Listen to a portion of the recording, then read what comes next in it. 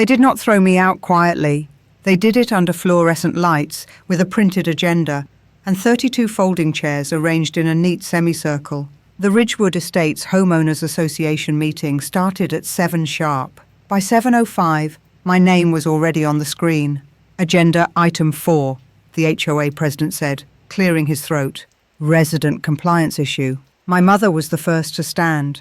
She wore her pearl necklace, the one she saved for church and public confrontations. She did not look at me when she spoke. My daughter, Kira Langford, has been residing in our home without contributing financially, she said, her voice calm, rehearsed. She does not work. She does not pay dues. And her presence reflects poorly on the standards of this community. There was a murmur, not outrage, curiosity, the kind people reserve for reality television. Then my brother stepped in. Jonathan Langford smiled as he always did when he smelled blood. Clean haircut, startup hoodie with a logo I had designed 3 years earlier. She spends all day on her computer, he said. No job, no clients, just games and code. We are worried about property values. Property values. I looked around the room, at the neighbors who waved at me every morning, at the man who borrowed my jumper cables last winter, at the woman whose printer I fixed for free. No one spoke up.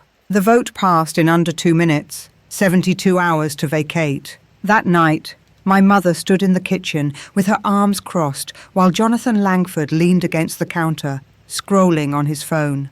You heard them, she said. This is not a shelter. Adults contribute.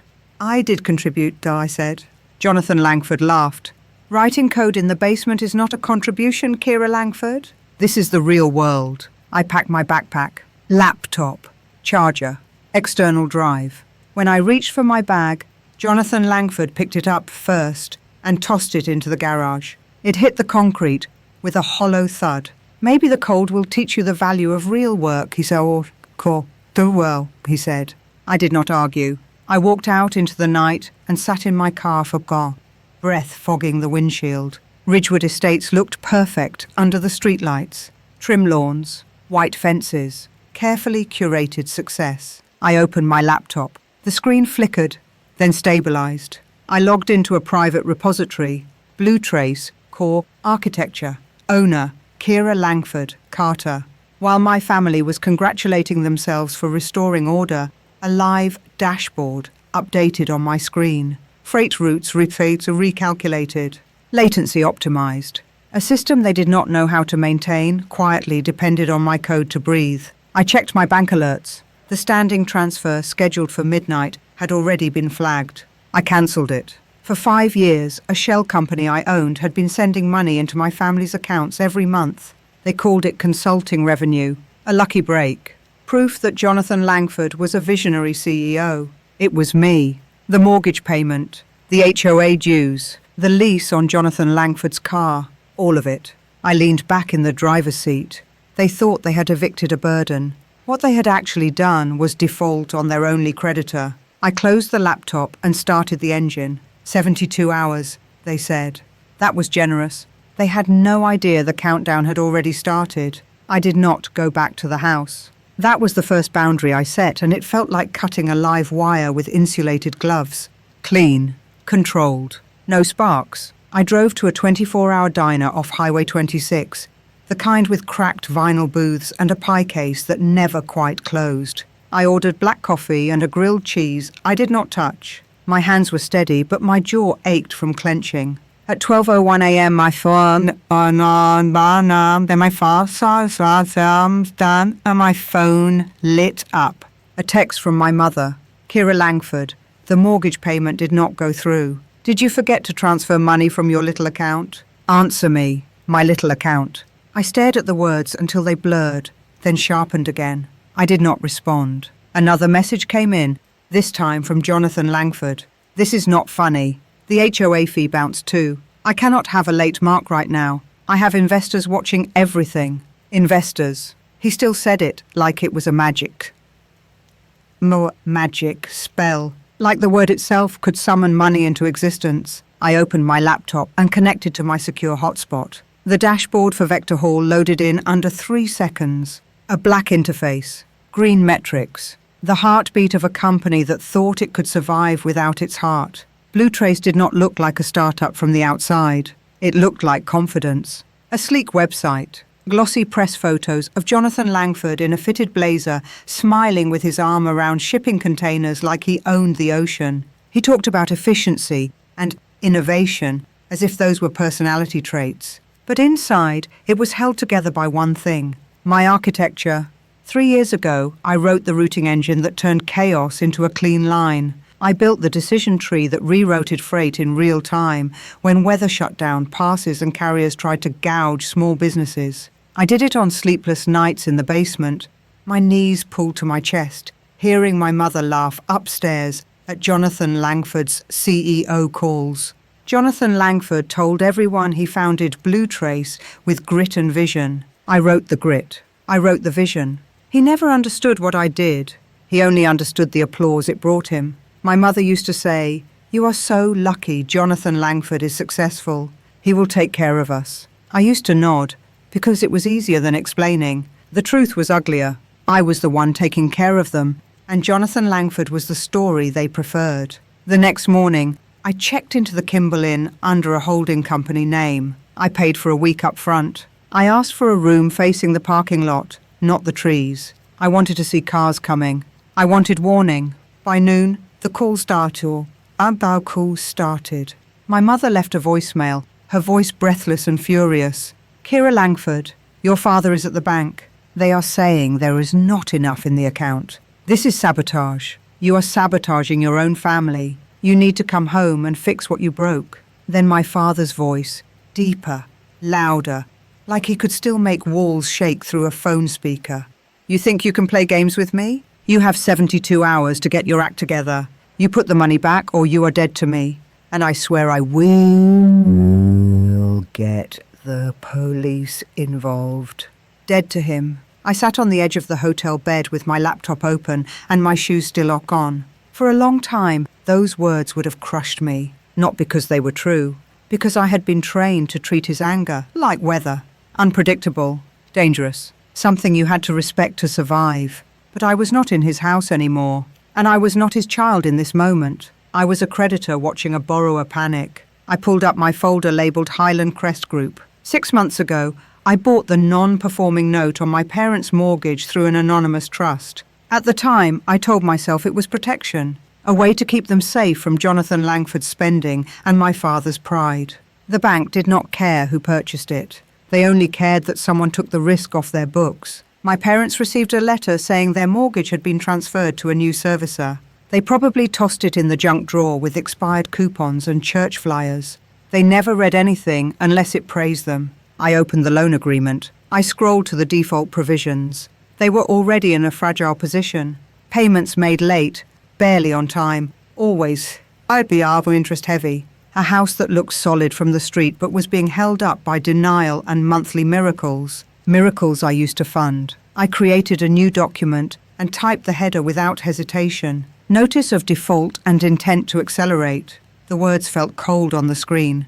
They also felt honest. Relationships have loopholes. Families have excuses.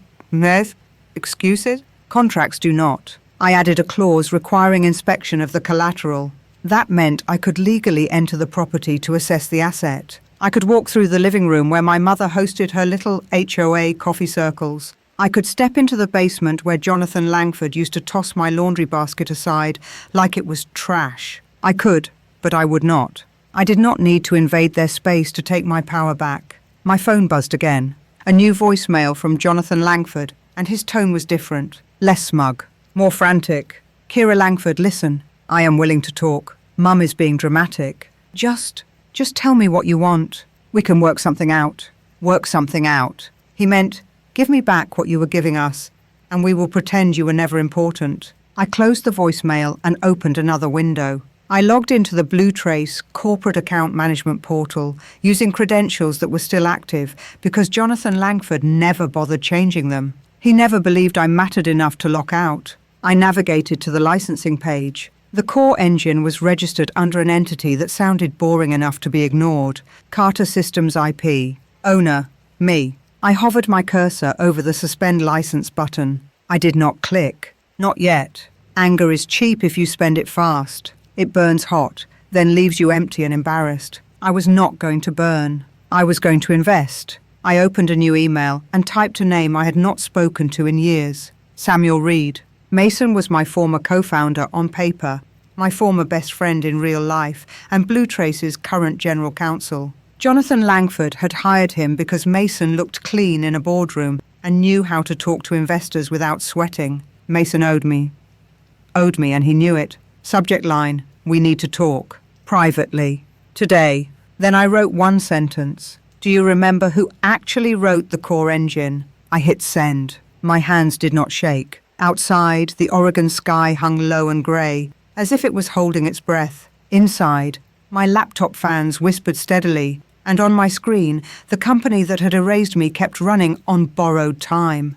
They had given me 72 hours. They had no idea I could end them in 17 minutes. And if you are still with me, ask yourself something. If the people who raised you only value you when you pay, when you fix, when you shrink, what exactly are you to them? Because I was about to find out what they were to me. And I promise you the answer was going to hurt. The meeting was scheduled for 9 a.m. Jonathan Langford was 15 minutes late. That was normal. He liked to arrive after everyone else, smiling, apologizing, establishing dominance through inconvenience. He believed time bent around him because he had never been the one paying for it. I arrived early, not as Kira Langford Carter, the unemployed daughter from Ridgewood Estates, but as a silent line item on the agenda. Item 7, licensing review. The boardroom at Blue Trace smelled like burned coffee and ambition. Floor-to-ceiling windows. A polished table long enough to intimidate anyone without a title. Jonathan Langford's investors were already seated, murmuring to each other, scrolling through phones, pretending not to notice the tension in the air. Samuel Reed sat at the far end, legal pad closed, eyes on the door. When Jonathan Langford finally walked in, he was grinning. "Sorry, traffic," he said, dropping into the chair at the head of the table. "Let us make this quick. Big day." He launched into his presentation. Revenue projections, expansion plans, words like scale and synergy tossed around like confetti. The investors nodded. They always nodded when Jonathan Langford spoke. Confidence is persuasive when no one asks for proof. Then Mason cleared his throat. "Before we proceed," he said evenly, "there is a licensing matter that requires immediate attention." Jonathan Langford waved him off. "We can handle housekeeping later." Mason did not smile. "No," he said, "we cannot." I stepped forward then, placing a slim folder on the table. The room went quiet. Jonathan Langford blinked when he saw me, his smile flickering like a bad connection. "What is she doing here?" he snapped. "This is a closed meeting." Mason looked at him with something close to pity. "She owns the license," he said. I did not raise my voice. I did not need to. "For 3 years," I said, "this company has operated under a conditional license to use my proprietary routing engine. That license expired at midnight." Jonathan Langford laughed, sharp and loud. "This is a joke. You wrote some early code. We iterated. We improved it.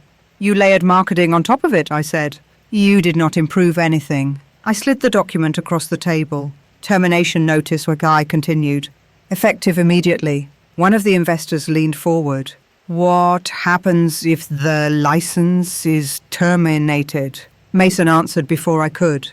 "The system shuts down." Jonathan Langford stood up so fast his chair screeched across the floor. "You cannot do this," he said. "You will destroy the company." I met his eyes. "No," I said. "I will stop lending it my spine." At 9:17, the screens on the wall flickered. Graphs froze. Alerts stacked. The room erupted. Phones came out. Voices rose. Someone swore. 17 minutes. That was all it took. While the boardroom imploded, my phone buzzed in my pocket.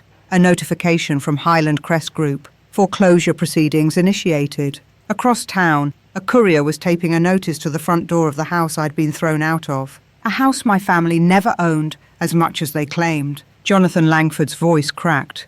"You planned this," he said. "You planned all of this." "Yes," I replied.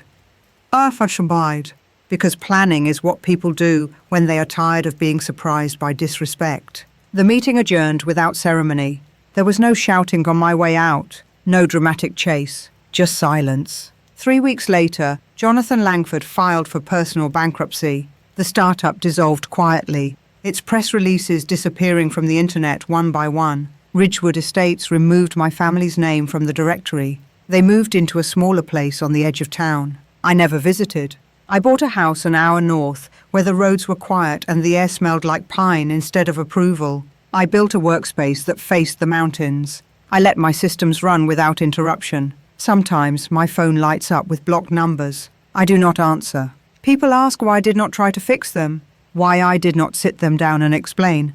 The truth is simple. You cannot negotiate with people who only value you when you are useful. So I stopped being useful to them. And in the silence that followed, I finally heard myself think. If you are still here, listening, let me leave you with this. The loudest people in your life are often the ones standing on what you built. They call it family. They call it loyalty. But what they really mean is access. And the moment you step away, they fall.